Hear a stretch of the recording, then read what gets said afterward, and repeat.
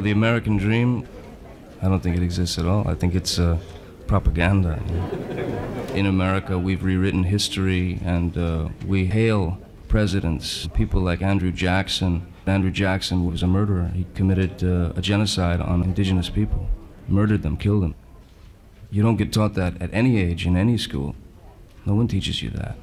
You look in the face of whoever's up on the screen and you just feel something, and whatever you feel is going to come out through your fingers, and there's going to be feeling there isn't.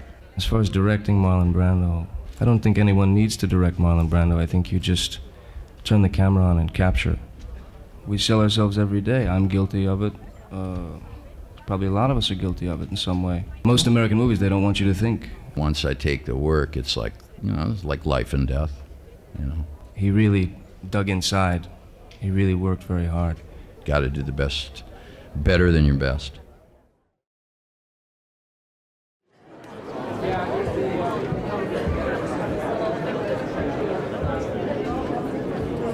Mindestens. Weißt du, bei Akkkuwechseln ist halt scheiße. Ja? Außerdem brauchen wir die Akkus für Interviews oder für bewegte Sachen.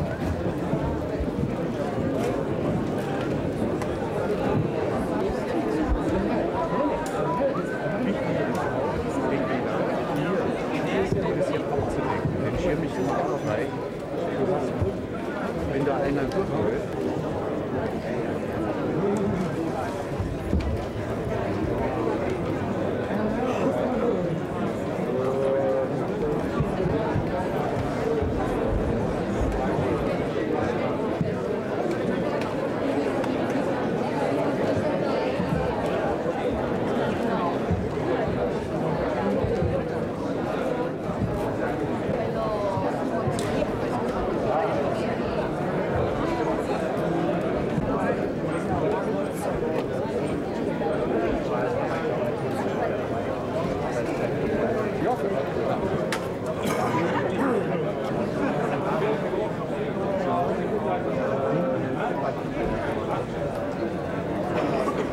All of you who have a cellular phone, please turn it off. Éteignez-les, s'il vous plaît. Yesterday, during the Abel Ferrara press conference, it was like bells in the valley. Hier, pendant la conférence de presse de Ferrara, les téléphones n'ont pas arrêté de sonner. C'est extrêmement dérangeant et très, très injuste par rapport aux caméras de télévision, puisque ces conférences de presse, vous le savez, sont transmises en direct. Alors soyez assez gentils, éteignez vos cellulaires dès que la conférence de presse commence. Merci.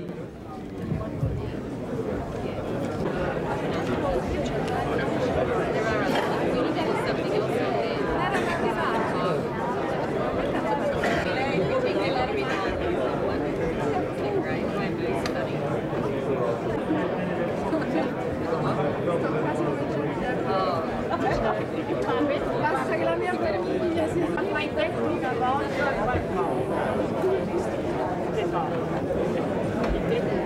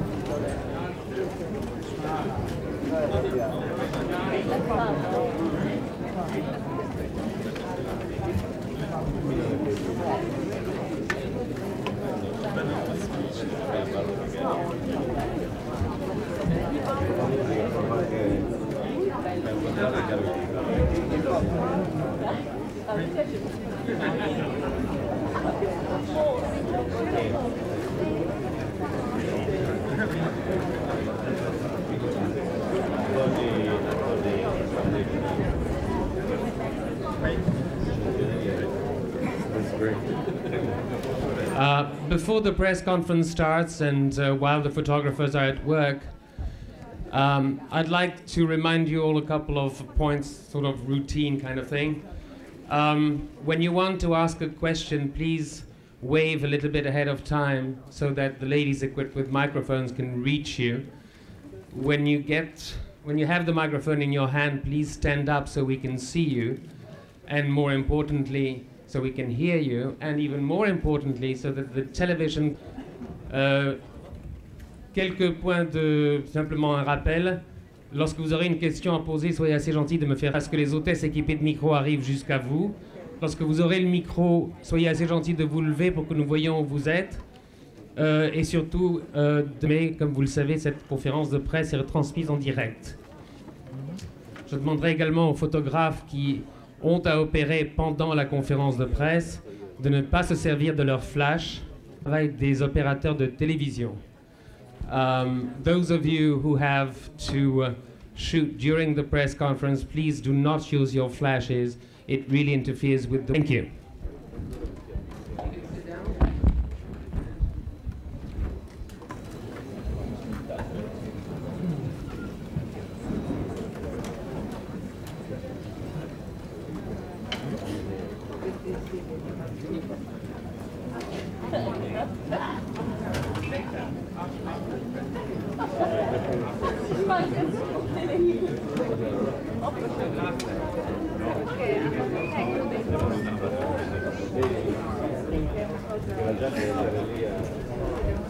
Les photographes, vous êtes gentils, vous dégagez.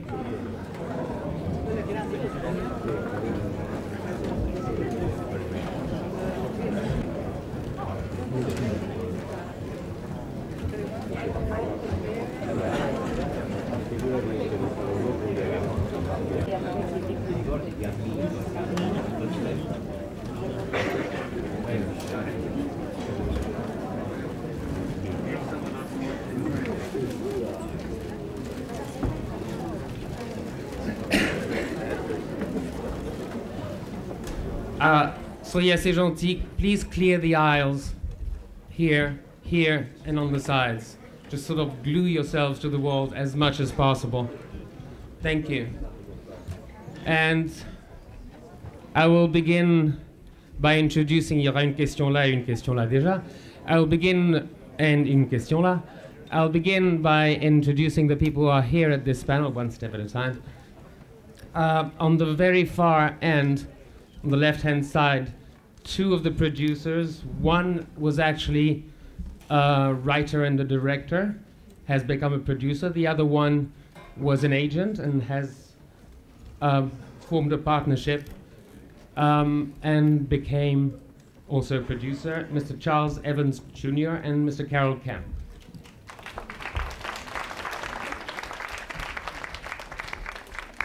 Produced a couple of films by Bertolucci, The Last Emperor, Le Thé au Sahara, what was the Thé au Sahara? Sheltering Sky, sorry. Mr. Jeremy Thomas.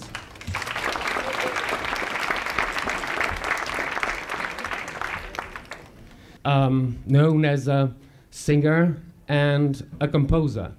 He also was seen in Cannes as an actor in Jim Jarmusch's Dead Man, Iggy Pop.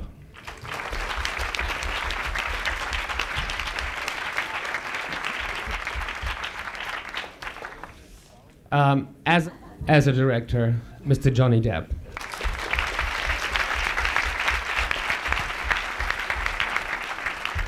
And there's a question here. Who has the mic?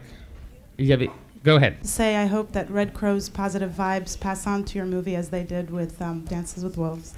And my question is, what is it about the role of Raphael that drew you so much to him? Was it your heritage or maybe something else? And also, why then did you insist on being the director of the movie? I have absolutely no idea why I wanted to direct the film, but I somehow felt driven to do it, you know. As for Raphael and the material, it was a lot of different things that drew me to it. In a strange way, I felt it paralleled what happened to the American Indians 100 or more years ago, you know. Only in a sort of modern way, a modern adaptation. Question here. Hi, Basby. Very well, thanks. They're laughing at a little joke that happened yesterday. Someone couldn't see me, it was too dark. Move on, Baz. Do you think this so-called fabled American dream is now out of reach for many people in your country? You know, there's the scene of him on the bus and he's passing those houses. You know, this is a dream. Do you think it's out of reach for people in America now, for certain stratas of class? I think it's out of reach for a lot of people. I think it's out of reach for more people than we could ever imagine. America, you know, has a tendency to be a very, very, very gluttonous society, and it's all about winning, and it's all about result.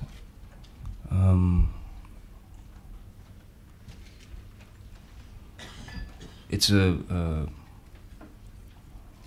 we've been programmed very, for many years to turn the other, you know, just to keep a blind eye and not look at what we think of as ugly. I think there's a lot of people, which was a real eye opener to me on some of the location scouts. A lot of people live exactly as these people do. Some of the conditions are much worse. So the American dream, I don't know if it exists at all. I don't think it exists at all. I think it's propaganda, you know. Was it a side of America that you were not particularly aware of? No, I was aware of it, but when you step into one of those villages and you see the way these people live, and you see parents of children who feel failures, they feel they've failed, and you see these little kids running around playing with you know, a bent piece of wood, and that's their toy, and they're as happy as can be. But the parents are just without. There's no way that they can provide. There's no way. There's nothing they can do. No education, because education is, I mean, a proper education is something that is only available to those who can afford it.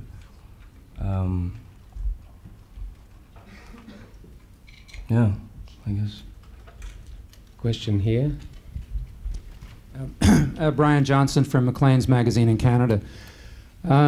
Question for Johnny Depp. Sure.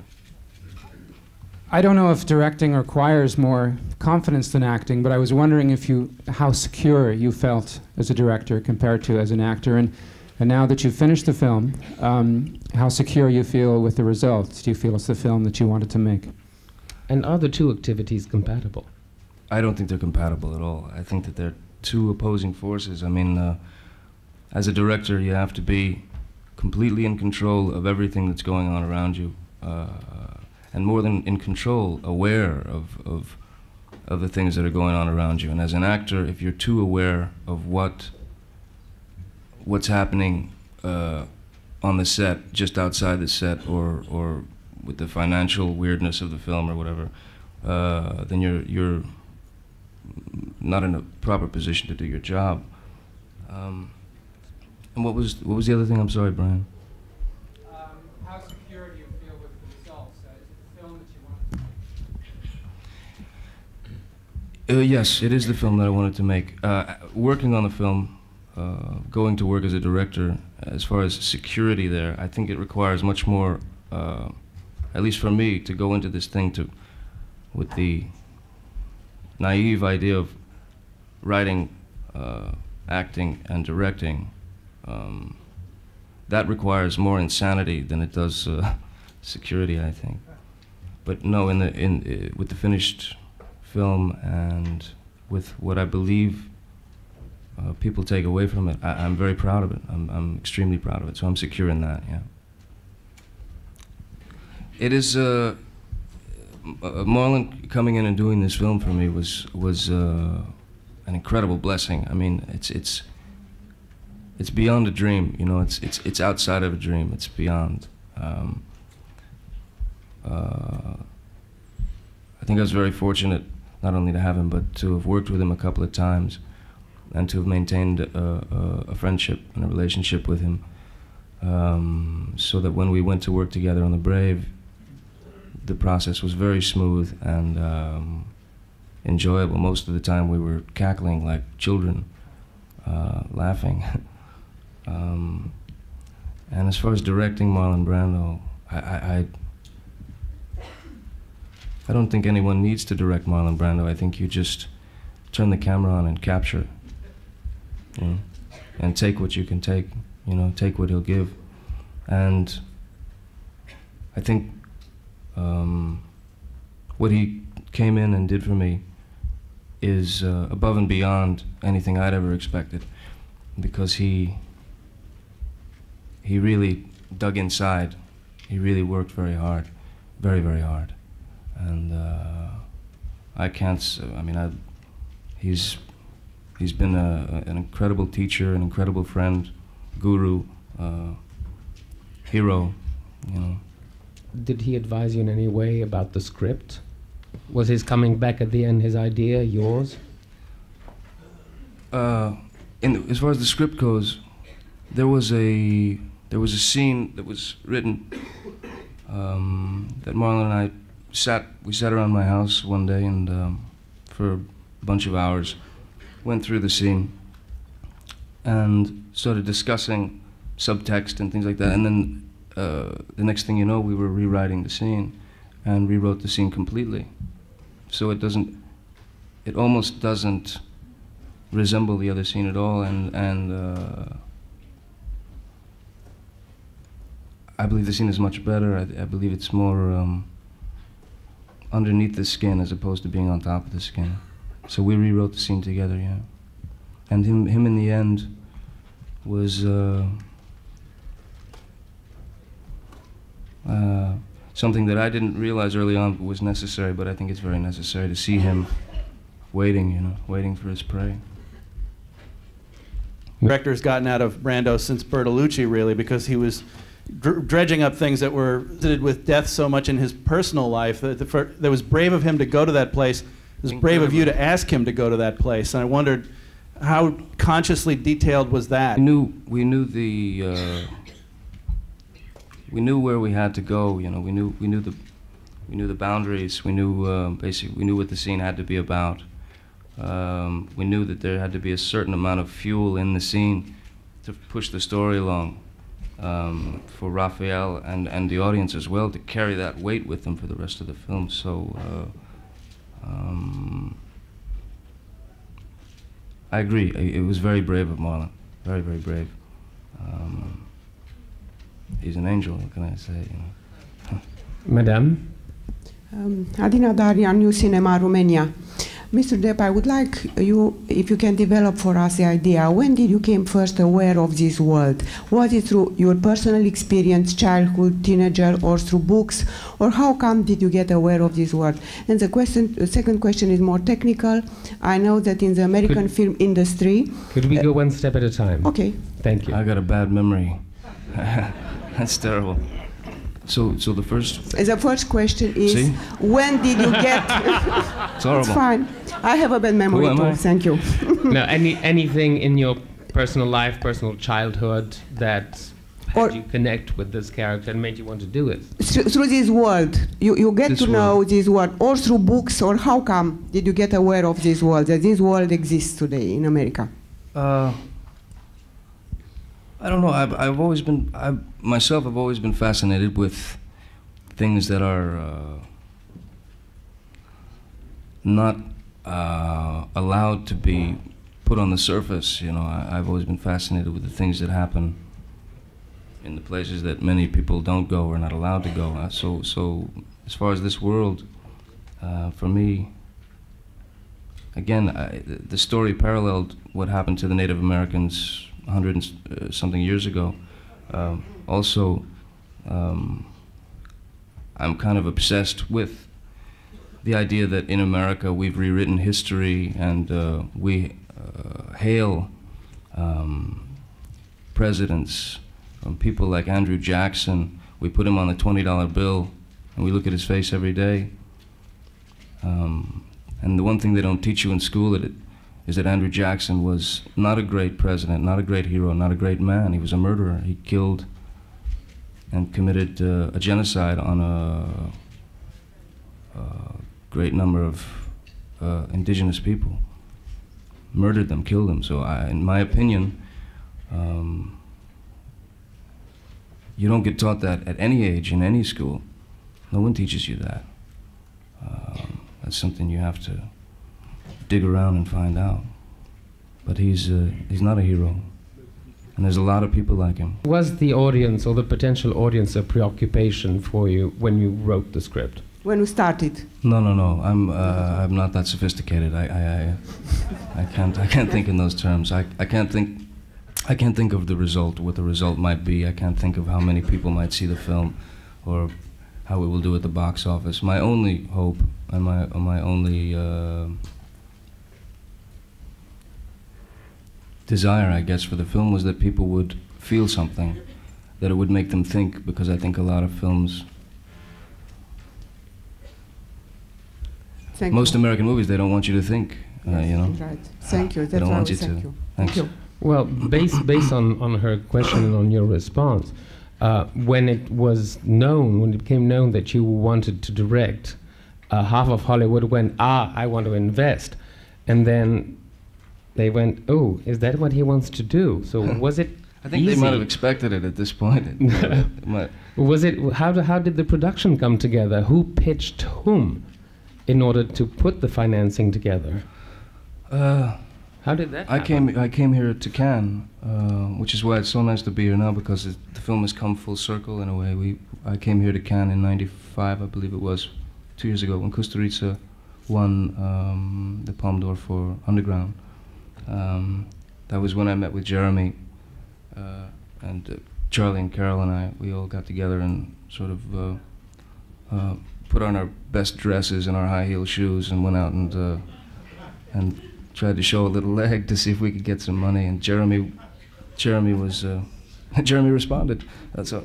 We all remember Jeremy, that evening. He could probably answer that better than I could. Jeremy?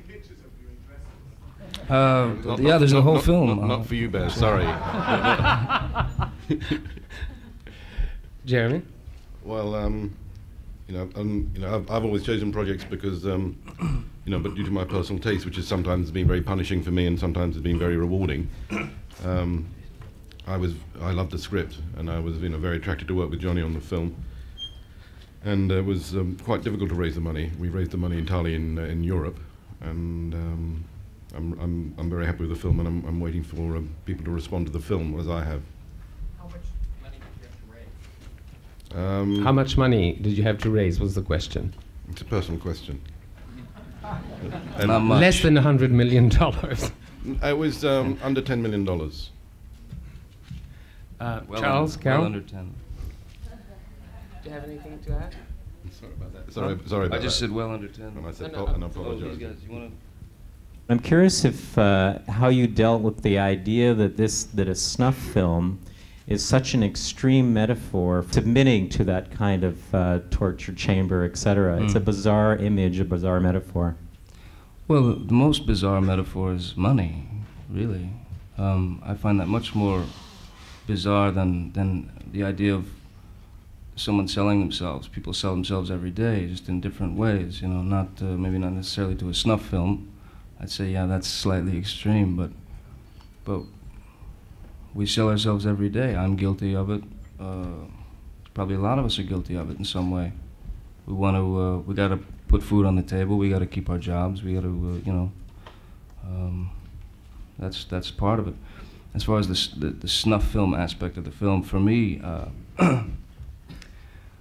I was doing my best to try to kill that serpent, because I knew it would come up and bite me on the ass. Your creativity.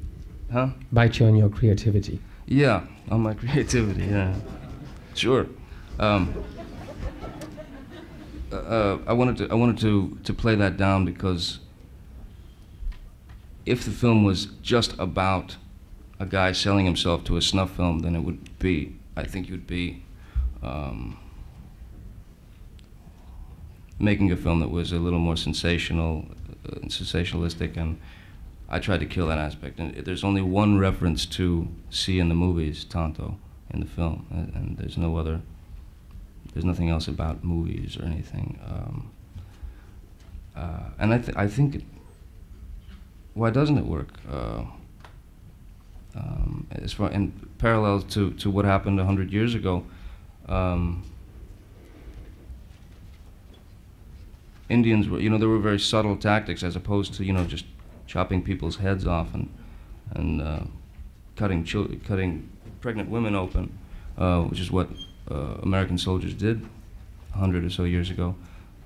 They also infected blankets with disease and dispensed them to the indigenous peoples, and so no, I think the idea of selling your life is relevant. I also think that you have to remember he's selling his life and not his soul. I think they're two completely different things. Ma'am? I don't know if that works or not, but Oh.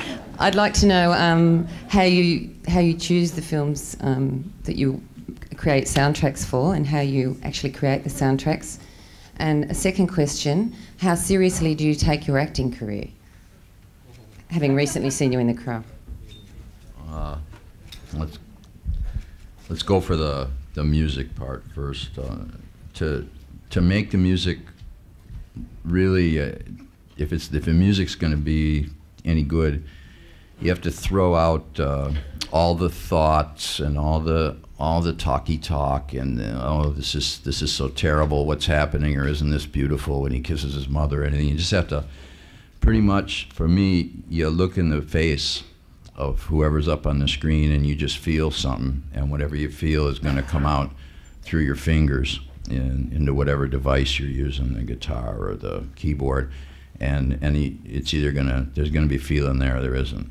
So that's pretty much how you do it, because you know, human life at any given moment happens on many levels emotionally, concurrently. You know, like at the same time, some guy firing you from your job, you may also be thinking about, I wish I had better legs or something. You know, there are a lot of levels. So that's how you do it, you know. And as far as how I choose a project, it's just basically is there something interesting in it or not, or does anybody ask me, or do I have a friend doing it? It's generally like that, you know. Some guy I know or some girl I know say, hey, you want to do? Oh, okay, you know.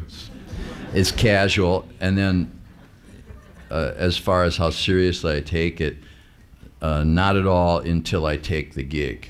And then once I take the work, it's like, you know, it's like life and death. You know, got to do the best, better than your best, like that. How do you enjoy it in comparison to music? Excuse me? How do you enjoy acting versus music? The acting, it's a lot less enjoyable, probably especially when you're starting out, because you're more, you know, more awkward with the process. It's difficult. The musicians tend to live in it's actually an easier, more coddled world, whereas when you're working as an actor, you're working as part of a larger group. The good part is it's more adult. You meet a lot of capable people that way, so you can grow. It's terrible, kind of terrible to be a middle-aged musician and not know how to do anything else. So it's convenient for that.